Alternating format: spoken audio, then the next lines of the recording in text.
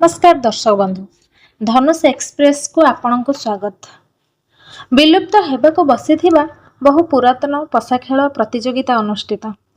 दर्शक बंधु आज युवपीढ़ी टिके अवसर मिलिले एका एका मोबाइल माध्यम विभिन्न खेल खेलुथिबा आपण जानिथिबे।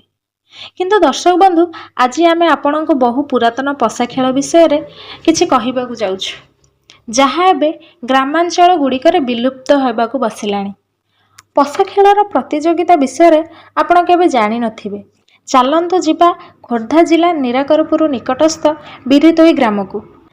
आज भी सेठारे पुरातन पशा खेल बंची रहिछि। बिरितोई ग्रामर वरिष्ठ समाजसेवी एवं बहु पुरुखा पशा खेलाड़ी स्वर्गत जम्बेश्वर साहूक कथा। पशा खेल रे से बहुत माहिर थिले।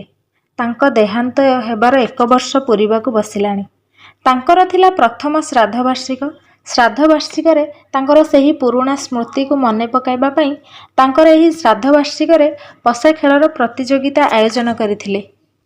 तेबे एही पशा खेल प्रतियोगिता रे खोर्धा, भुवनेश्वर, पुरी, पिपिली, नयागढ़, बालुगां, कलापथर आदि विभिन्न अंचलरू बहु पुरुखा पशा खेलाड़ी अंशग्रहण करथिले।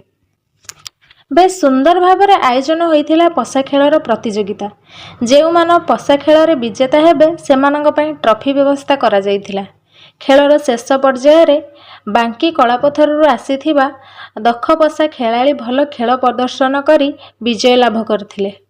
जम्बेश्वर श्राद्ध वार्षिक रे विजेता को उपहार सह मानपत्र मध्य प्रदान करा जाइथिला।